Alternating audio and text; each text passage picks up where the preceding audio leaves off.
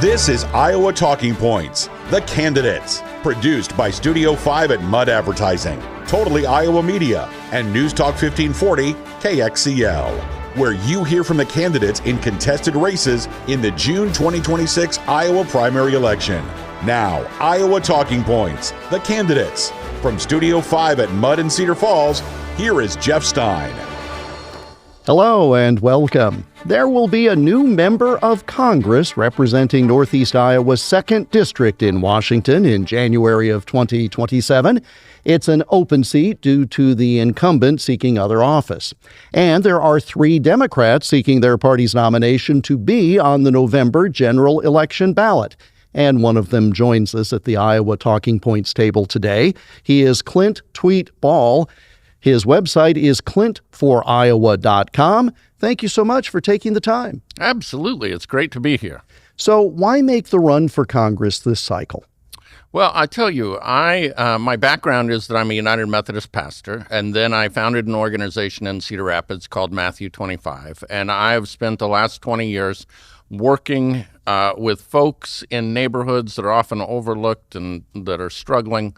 And we've built up a lot of programs to support those folks. We really are about helping everyone to reach their God-given potential. And when Trump came into office, it just felt like so many of the programs that we cared about, so many of the other nonprofits, so many of the people that I love so deeply were being undercut by this administration. And I thought about it, prayed about it, talked to my wife for a long time about what are we called to do in this moment, and finally decided what we need is somebody like myself that has entered into times after disasters, natural disasters, that kind of thing, and pulled people together and said, how do we move forward? And I, for a while, thought, well, it can't be me. It must be others that should step up, and finally realized for such a time and place as this, I just feel called to do this. I think it's an important moment. Let's talk a bit about bringing people together, because I don't think I'm going to surprise anyone by stating that things are a bit dysfunctional in Congress right now. Right. By virtue of the fact that it's a slim majority by one party, I would suggest that regardless of what happens in November, it's still going to be a pretty slim majority. Right. So what experiences can you share that lead us to know how you would work with folks on the other side of the political spectrum to affect the change you want to see? Yeah, I appreciate the question. So not everybody may remember this, but in 2008, there were massive floods all across Northeast Iowa and other places. The organization that I started, Matthew 25, was in the heart of that in Cedar Rapids. Our building was destroyed. My brother's home, who was the co-founder, was destroyed. So many people we knew had lost everything. And as you can imagine, people were angry. They were at each other's throats. They felt a sense of hopelessness. And this organization that I had created, Matthew 25, stepped into the middle of that and said, let's remember that we all share humanity here. We created a program that raised millions of dollars, got 300 people back in their homes, brought in thousands of volunteers. And in doing that, we were able to unite a community and give it hope moving forward. I feel like that is what our country needs right now. They need people that are going to step in, that have high integrity, that are well trusted, and that can listen to people all across the spectrum and develop a vision of how we can be better together. Now, obviously, you've had success doing it at the local level and through private connections. Right. Talk about the difficulties you might anticipate taking that model of community to a place like Washington, where I think we could list a whole bunch of folks who went there with good intentions and either themselves got co-opted or soured on the whole thing. Right. Well, I often tell people I am glad that I'm running as a mid-50s guy instead of back in my 20s. I am super grounded in who I am. I have deep faith. I know kind of what I'm about. I'm not seeking prestige. I'm not seeking money. I'm seeking to be a public servant. And I think when you enter into a place and you are grounded and know what your values are, that allows you to have conversations with people and find those points of common interest and then start to develop relationships that move forward. I'm not naive enough to say it's going to be easy and I'm going to just walk in and change the world. Nothing I've done has ever been easy, but we have to believe it's possible. I often talk about being ridiculously optimistic. I have had that quality since I was a little kid. It's something I'm never going to give up because it's propelled me through really hard challenges. As we look at some of the issues, and you mentioned programs that have had funding cut, et cetera, what are some of the key issues that you would want to make sure are addressed when you become a member of the U.S. Congress? Yeah. Again, it comes from the experience of the people that I've worked with at Matthew 25. I've had to go into houses where people had to choose. Am I going to fix my roof or am I going to have this surgery? Or they've had a surgery and then they had no resources, nobody around to help them to be able to maintain their house. They couldn't get their doorways widened. They didn't know how to function. And those issues of affordability are crucial right now. We see things happening like housing going up from an average home ownership age of your first-time home buyer in the 20s up to nearly 40. We see gas prices going through the roof. We've seen rural healthcare systems laying people off. There are a lot of issues that need to be solved, and those kitchen table issues are where I'm going to focus. How does government impact that, for example? Because when you're talking about someone who has to make a choice between putting a roof on the house or having a medical procedure, whatever, how can Congress address those affordability issues in what is supposed to be a capitalistic economy? Yeah, let's take just one example, right? Please. I've rehabbed about 1,000 homes and built new homes, so I understand housing. I think it's a major driver of wealth creation in this country. It's often people's biggest asset that they have. If you look at 2008, when the financial crisis happened, we were short on houses, and then it grew from there. We're now 10 million units of housing short in the U.S., and there are basic things that we can do to develop that. We can help get more people into the trades so that we can drive down prices by having more competitive wages. We can fund first-time home buyer assistance. We can change zoning codes. We can help give some federal money to local governments that are willing to change zoning codes so that they can increase production. We really should have a moonshot program going where we say, how do we use technology innovation to massively scale up the number of units of housing that we can create? And I just think we've taken our eye off the ball and focused on other things than the basic needs of people. So in an era where we're running on the federal level, a deficit of 39 by the time you would be elected, $40 billion. Where's the money come from to do this? In other words, I assume there's spending that you would like to redirect to the priorities you just mentioned. Right. That's a huge problem, right? We're talking about things my kids are going to have to pay on, my grandkids, and I blame both parties, quite frankly. We have got a deficit that's out of control. But look at the choices that we're making right now in this moment. We are funding a war that costs us $1 billion a day. And somehow we always find the money to drop bombs and to create chaos. We've closed the Strait of Hormuz and seen gas prices go up, up, up. So I think some of those basic choices are important. The thing I would say in terms of my background, right? I took an organization that I built from scratch, a $30,000 budget our first year, to a multi-million-dollar budget when I left that had more than 40 employees. We did that by balancing a budget, by saving so that we could invest for the future. Those are basic principles that I've followed that most people running for office, quite frankly, haven't had that experience. And I think if we have more people like me in Congress, it will help us to get back to balancing the budget. more people who have had to raise capital and write paychecks and balance that budget. Right. It's a very practical thing, right? For most of us. Right. We are speaking with Clint Tweet-Ball. He is a Democrat running for his party's nomination to be the candidate from the 2nd Congressional District in the November general election. Clint4Iowa.com is the website, and we'll continue with Mr. Tweet-Ball after this short break on Iowa Talking Points, The Candidates. All the great news talk programs you love from KXCL on your radio can be with you wherever you go. I'm Todd Starnes. This is Mark Levin. I'm Tim Harwood. Bill O'Reilly here. I'm Kim Commando. Hey, it's Glenn Beck. I'm Jeff Stein. Just download the free KXCL mobile app. You can find us in the App Store or Google Play. Make sure you never miss a second of the conversation. Download the KXCL app today. It's a great way to stay connected to where Iowa comes to talk. One opportunity. Change your career.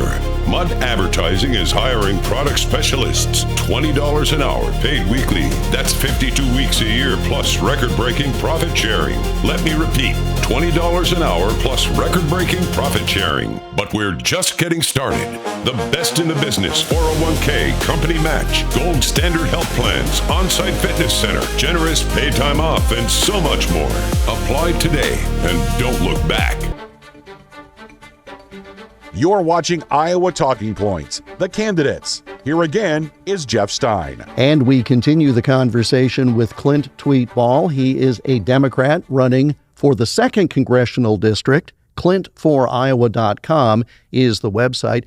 In the prior segment, you talked a bit about your work with nonprofits and as a pastor. Give us a broader sense of your background that brought you to that point and to this point. Yeah. So I grew up a small-town Iowa boy. I was born over in Harlan, Iowa, lived in a town called Messina outside of Atlantic when I was young, and then we moved to Nichols, Iowa. My dad was a United Methodist pastor. My grandpa was a United Methodist pastor, so you can imagine the last thing I wanted to do was be a pastor, but eventually, I would move in that direction, and I'll tell you part of what got me there. I grew up in these small towns, like I mentioned previously, with this sense of wonder and possibility. And, I had a very stable family. But when I was in 8th grade, we had a tragedy in my family. My brother, who was a foster child, crashed his car and died from drinking and driving. He was 22 years old. And it kind of sent my family into a spiral. My dad suffered serious depression. He lost his job as a pastor. We moved into a rental house, and I had been a talented and gifted kid. My grades went down. I struggled. Would go to college, but really was kind of lost, spent way more time having fun than actually doing my schoolwork. And then took a year off, got into some trouble, spent a couple of times where I was overnight in jail. My mom was there the second time in the morning when I was coming into court. And I remember just the disappointment of the look on her face. And I went home. I struggled that night. I was on my floor crying, and my dad came down, and he said, "Clint, you are a kid with incredible talents and gifts. The world needs your gifts. We have to figure a way to dig you out of this hole and to get you to a better place." And that was the beginning of the turning. By the time I went to the University of Iowa, I had started getting a little more serious. By my senior year, my faith became really important to me. I became part of a campus ministry. I learned about kind of my walk and decided to go to seminary. And from that moment of struggle, I always had this desire to be somebody that would take risks so that I could help other people. And so that's the through line. It's like my plumb line of like, when I see people that are struggling, that are left out, that haven't reached their full God-given potential, I want to step in and give them a hand up so that they can make a better life for themselves. Is it harder to do that today than it was 15 or 20 years ago? Harder for people to reach their fullest potential? I think we have a society that is fraying. I mean, if you look at, there's a book called Bowling Alone, and it talks about just the disintegration of community in our society. If you look at the way that these trillion-dollar tech companies are designing things to profit from our division, I think there are so many young people, especially young men, that just feel lost and disconnected. And I don't think government can fix everything when it comes to that, but I do think government has a role in helping to build community and connect people. You're running as a Democrat. What does it mean to be a Democrat in your mind? Because again, we have this two-party system, but there are fragmentations within each political party. So when you say, I am a proud Democrat, what does that mean to you? Yeah, for me, it really goes back to that core of, are we doing everything we can to help people reach their potential, right? And I believe that there needs to be a safety net. There needs to be systems. Like, people should have the basics of education, health care. They should be able to purchase a house. And I think Democrats overall do a better job of building systems to help people with those basics. So what can you as a congressman do with regard to the education issue? Since you just mentioned education, let's pick up on that. Yeah, so education for me and my family tree changed everything, right? We came from Kentucky to Iowa generations ago, where people that helped clear the land and farmers. And then my grandpa decided that he would go to college. And after he went to college, he decided he wanted to go to seminary. And my grandma literally saved a coffee can full of money to get him enough to be able to go to seminary. And when he went to that college and learned, he then infused that in his kids. So his kids, he had a couple of lawyers, a doctor, a pastor, and their whole way of living and being and what they had as possibilities in their lives started to grow. I think we got to get back to a place where we see education as foundational. Like, for me, we were number one in the country when I was growing up in education, and now we've fallen. So that's a long way to get to policy-wise. What does it take? Mm-hmm. It takes rebuilding the Department of Education. I think that I see the Department of Education in so many of these places the same way I saw the flood. We've torn them down. Now's our chance to rebuild them and make them even better than they were before. So the Department of Education should be all about innovation. It should be helping us to make our education system better, but doing it in a way that helps communities to have local control. They should have a smorgasbord of options, but they should have more resources than what they do right now. So at the federal level, it should be aspirational and inspirational, but you still have to have 50 different states, and they all have to be seeing it the same way, or potentially you still have the same problem you have. Yeah, you have to have them be able to kind of access what they need for their own unique setting, right? But I think it's aspirational, but it's also, been part of the Department of Education that it protects civil rights. It makes sure that there's a pathway for all students, even those that aren't gifted and talented, maybe those that really have serious challenges that they face. The Department of Ed has said, we're going to fund things that remove the barriers. The schools I worked with in Cedar Rapids, some of them received federal grants as Title I schools, and those were the resources that helped those kids to start at a very low level and quickly escalate. I'm not saying they were doing perfectly, but without federal funding, they would have really struggled. You mentioned in the opening segment the cutting of funding for various programs. Right. For folks who do not know specifics, give us again some idea of what are some of the programs that are markedly different now as opposed to, say, 5 years ago, based on your experience with people in that community. Yeah, some of the basic things, right?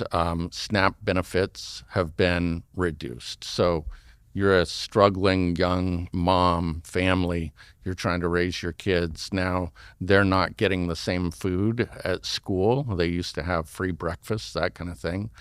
They're trying to study and learn, sometimes with hungry bellies. You're struggling during the summer to feed them. We've seen Medicaid cuts that reduce the ability for people to be able to access health care. Well, that is having this ripple effect of closing rural health centers. We've seen layoffs in places like Mason City, labor and delivery places that aren't able to work anymore. So, and some of these basic things, like a lot of the funding that we worked with at Matthew 25 was housing funding. That keeps going down, down, down. So we've instead chosen to give that money to billionaires in tax cuts. And I just think that's not right. We are speaking with Clint Tweet-Ball. He is a Democrat running for U.S. Congress, 2nd Congressional District. Clint4Iowa.com is the website. We'll take our mid-program break now and continue on the other side. Here on Iowa Talking Points, the candidates.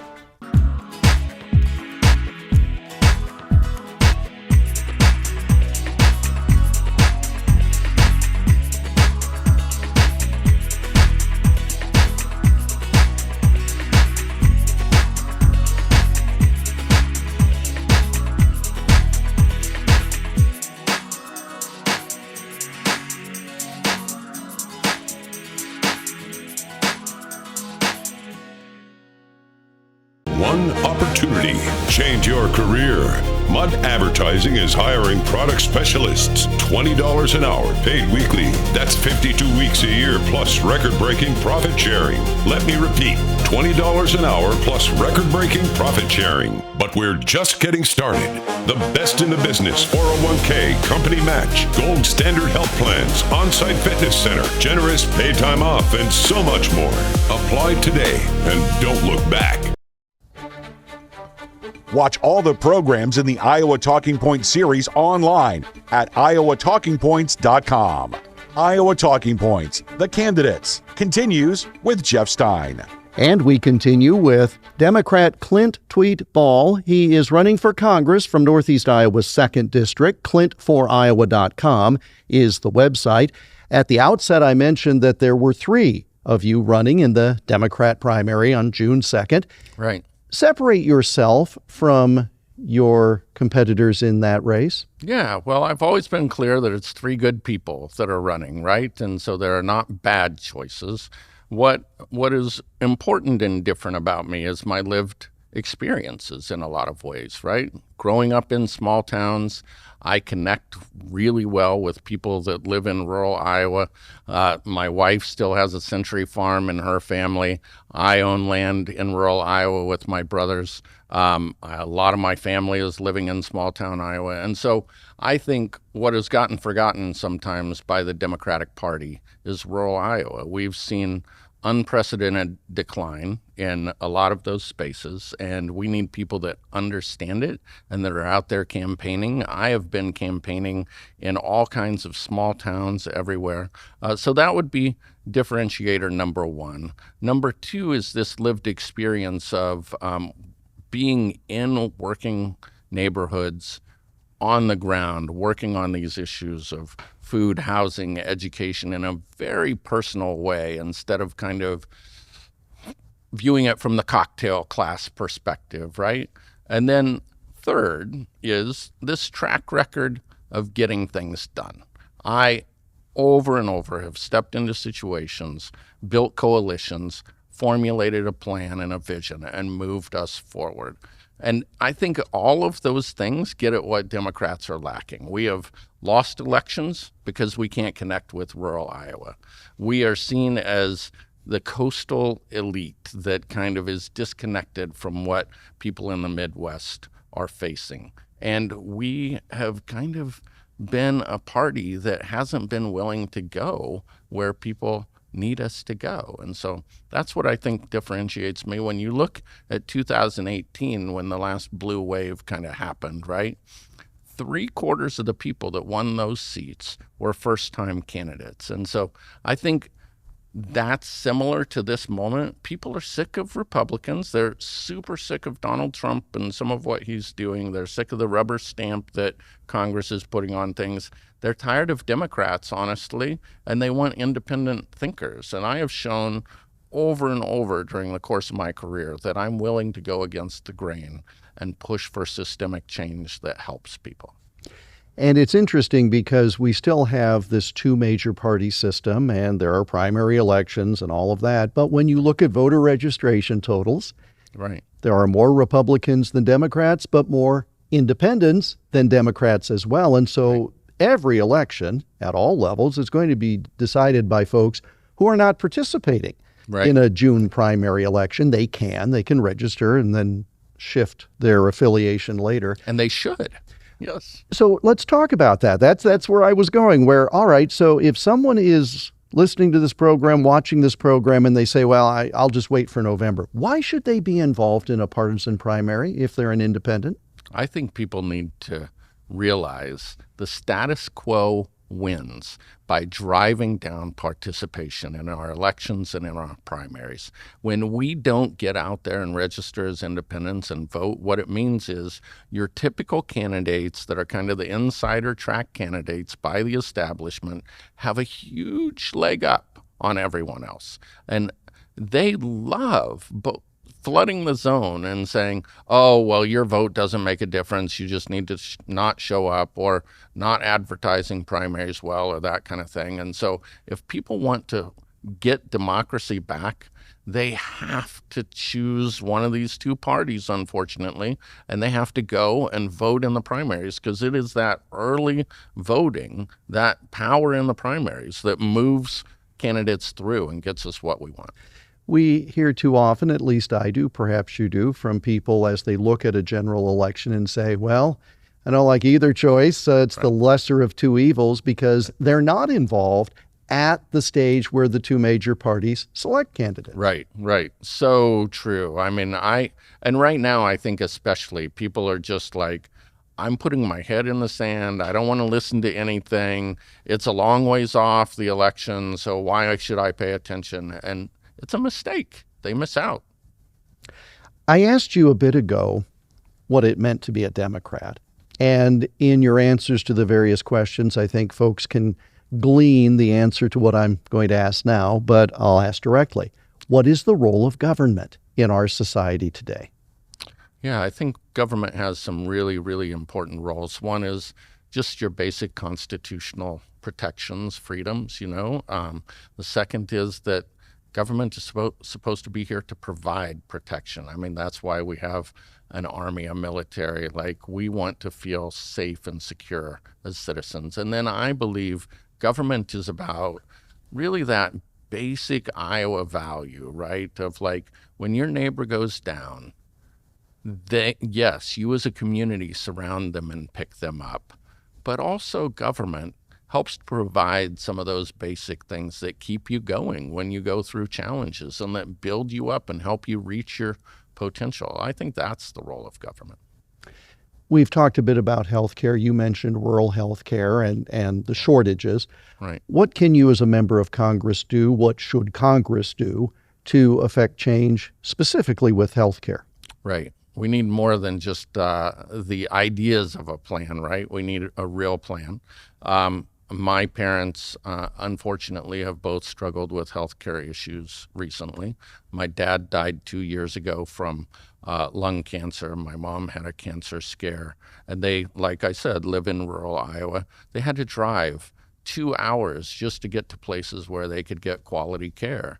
And we have way too many people that are struggling for access. And so I believe that healthcare is a basic thing that everyone should have access to. We need to really look at a universal healthcare option, whether that's a public option or some other way of getting there.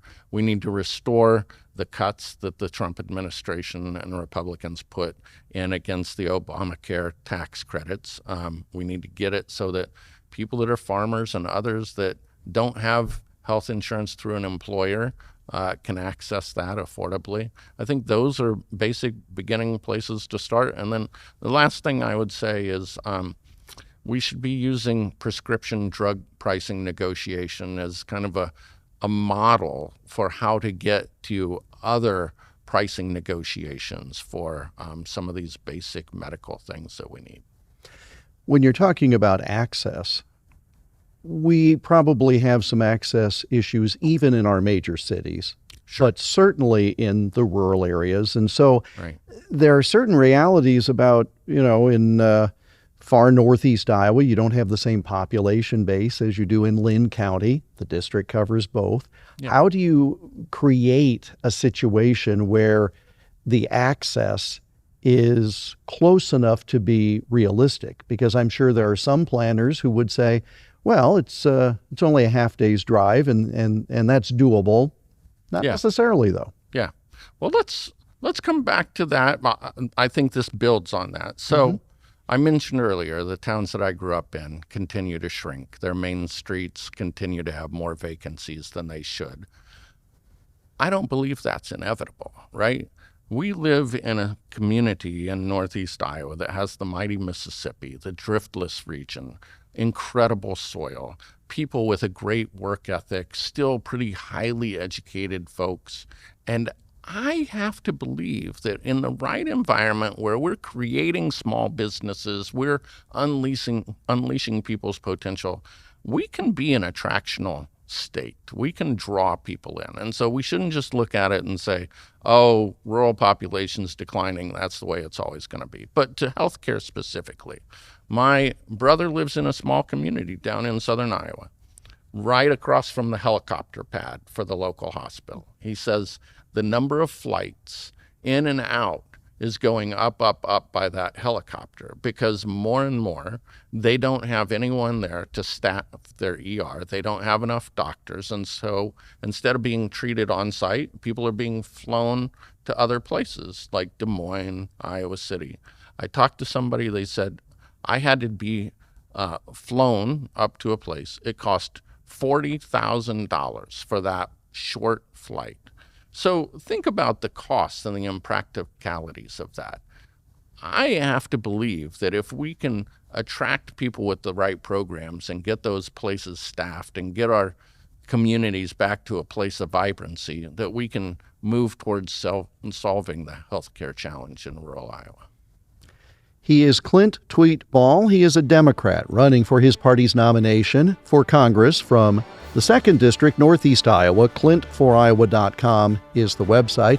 A final segment with Mr. Tweet-Ball in a moment as Iowa Talking Points, the candidates, continues.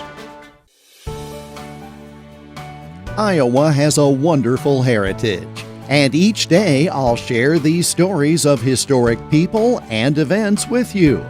I'm Jeff Stein. Join me for the Iowa Almanac program and learn more about this great place we call home.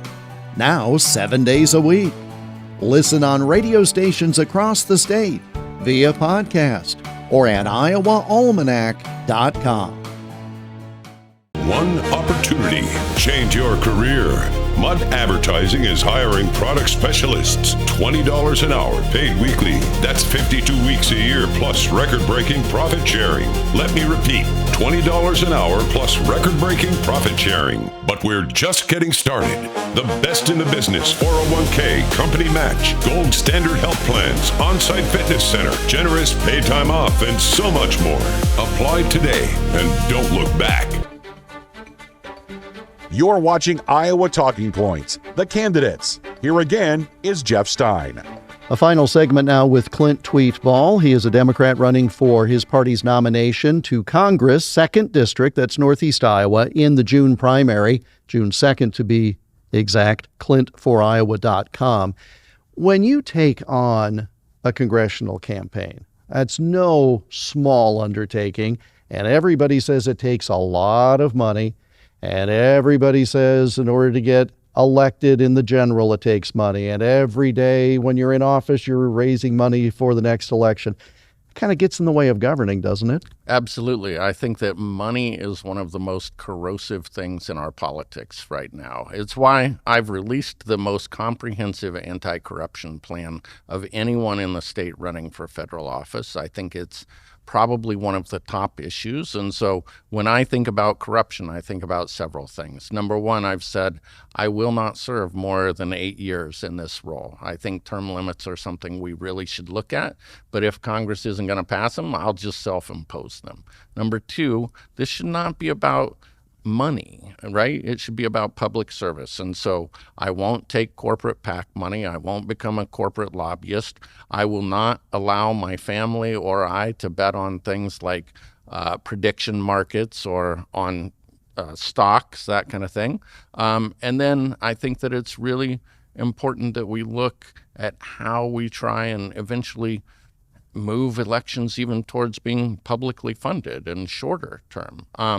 There are basic things that we can do. So a couple of weeks ago when I released this plan, right, I stood in front of the federal courthouse in Cedar Rapids and I held up 60 pages totaling almost $1 million of money from corporate PACs that Ashley Henson had taken. It's ridiculous. And when you look at the people in this race that are running, even on the Democratic side, it is a typical thing for politicians to take corporate PAC money. And so I have one of my competitors that came up through the state legislature, took corporate PAC money as a state legislator, and now has signed something saying, oh, I won't take corporate PAC money. But, you know, the question has to be asked, like, what changed? Like, why was it okay to do it then, but it's not for a different office? You know, you were taking money from places like Microsoft that build these data centers and that kind of thing. You were voting on legislation that helps fund those. Now you're going to be going to Congress and you say you shouldn't be taking money from people like. So I just think people at all levels are tired of this kind of typical politics that we're playing, and so much of it is focused on money and power, and we have got to end that. So by leading by example, saying this is how I am going to run things, right? I have a sense, based on my experience, that there are folks, when you win the nomination, who are going to get in your ear and say, this is now how we have to run things to get it across the finish line. Now that you're our party's candidate, right, we've got all sorts of ways to help you. How do you resist that kind of attempt at influence?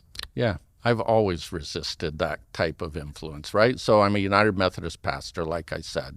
When I started Matthew 25, I started it with no income. There were actually pastors that kind of came and said, what are you doing to the rest of us? You're going to offer to have no income. You're stepping away from health care. You're stepping away from all the security that the church can provide. How's that make us look? And I said, I honestly don't care. This is about following my calling and doing what I feel is right. And it's the same thing with politics. I am doing this because I have a sense of calling. I don't really need to be about pleasing the political institution. And I just find it interesting that your brethren that you had served with say, what are you doing to us? Right. Well, I'm sure Democrats and Republicans will say the same thing, right? Like, we have all these cocktail parties we get invited to. We have access to all of this nice stuff. We're staying in 4-star hotels. Why would you want to take that away from us? Well, because that's not what the average Iowan has, and we're supposed to be representatives. It's in the title, right? And so let's be their representatives. Well, I suppose one could also say we've been doing it your way for so long, and that's not working. Yeah, right. So potentially. Right. If you were given the opportunity as a new member of Congress to author a piece of legislation and your leadership says, we guarantee we're going to push this, what's the topic broadly? It's really hard. I have two different areas that I really want to work on. I'll let you call them co-equal. All right. One of them is housing, right? Sure. We've already talked about it. I think it's a dramatic need in this country, and we need to push forward legislation to help with it. The second is I feel like our farmers and our state are caught in the crosshairs. We have huge agri-corporations that are making huge profits off of what we do in this state. And farmers feel like they have less and less control. The number of family farms is shrinking. And we have to rebuild an agricultural system that is more diversified, that focuses on family farms, that improves water quality. And if we can do that, I think we can help stop this drainage of people from rural America and help to rebuild some of our small towns. So those would be my two areas. We are just about out of time. You're asking Iowa Democrats in the 2nd District to vote for you in the June primary, and I'll let you take our remaining time and make your case to them directly. Yeah, well, I would say to people, if you want more of the same, if you want the status quo, then you probably don't want me as your candidate. If you think that the way to win this seat is to put another typical politician from kind of an urban area that's won their election there up into the general election to win, then I'm probably not your person. But if you want somebody that's been willing to challenge the status quo, that has built things like an organization from scratch and solved problem after problem by pulling a broad swath of the community together and moving us forward, then I am the person that you should be voting for. And I promise you, I will work every single day as hard as I can to truly represent you in Washington, D.C.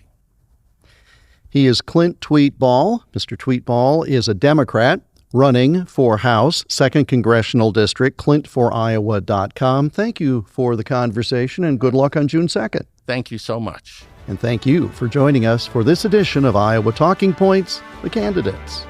This has been Iowa Talking Points, The Candidates, produced by Studio 5 at Mud Advertising, Totally Iowa Media, and News Talk 1540 KXCL. For more information on this series, go to iowatalkingpoints.com.